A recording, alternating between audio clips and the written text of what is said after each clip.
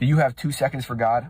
Let's go! If you have a few more, I want to share with you the most fire story in the Bible, literally. Alright, so there's a story in the Bible that takes place in a place called Babylon, where this king named Nebuchadnezzar builds a massive golden statue. I mean, this thing was 90 feet tall, and he made a law that says whenever the music starts playing, everybody in this town has to bow down to this golden statue. And if you don't, you're getting tossed into a blazing fiery furnace. But then there was these 3 dudes, Shadrach, Meshach, and Abednego. And they followed God. They put their whole faith and trust in God. They were strong believers. They served God.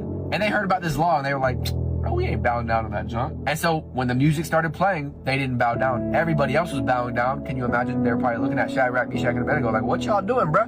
Y'all know you gonna get tossed in the furnace if you don't bow down. And so some of these people snitch on them and they tell the king about how they didn't bow down. And the king brings Shadrach, Meshach, and Abednego into his office and he's furious. He's like, man, I'll give you one more chance, but if you don't bow down, you're getting tossed in that fire. And you know what they responded with?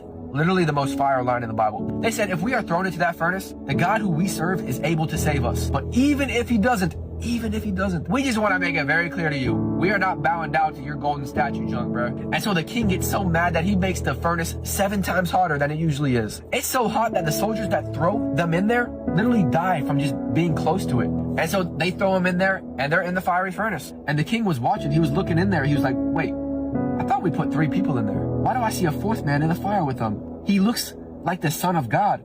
It was Jesus. And so the king brings them out of the fire, and the Bible says something crazy. Nothing about them was affected at all. Their hair wasn't burned. Their clothes weren't burned. They didn't even smell like smoke. And here's the message for you guys.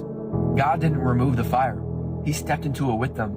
God doesn't always remove your problems, but he will meet you in them. God never promised us an easy life, but he did promise to be with us in everything we go through. And he's not only with you, he's for you. And if he is for you, it doesn't matter who or what is against you. If the fire couldn't stop Shadrach, Meshach, and Abednego, the sea couldn't stop Moses, a giant couldn't stop David, the grave couldn't stop Jesus, then nothing and no one can stop you or God's perfect plan for your life. And one day you'll look back and you'll say, where there was no way, God made a way.